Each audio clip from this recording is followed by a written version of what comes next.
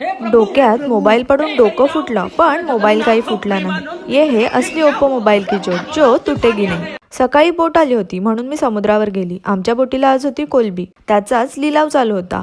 कोलंबी देऊन मी घरी येऊन जेवण बनवलं। जेवणात पण आज कोलंबीचं कालवण बनवलं होतं। माझी बहीण पालघरच्या फ्रायडे मार्केटला गेली होती। तिने तिथे स्ट्रीट शॉपिंग केली आणि हे चप्पल फक्त 120 रुपयांमध्ये तिला मिळाली, म्हणजे स्वस्त आणि मस्त।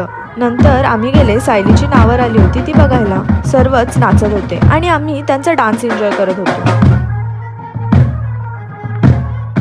सायली आणि भाऊजींना हाय केलं, मग थोडाफार मी पण दिव्यांसोबत डान्स केला। या सर्वांचा वेगवेगळ्या स्टेपमध्ये डान्स कसा वाटला नक्कीच कमेंटमध्ये सांगा। भाऊजी जसे मंडपात आले लगेचच सर्व सालींनी शूज घेतले।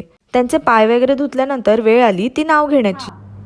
आशीर्वादाची फुले वेचते वाकून, अल्पेशरावांचं नाव घेते तुमचं मन राखून। द्राक्ष नागपूरची संत्री, आजपासून सायली म्हणजे गृहमंत्री।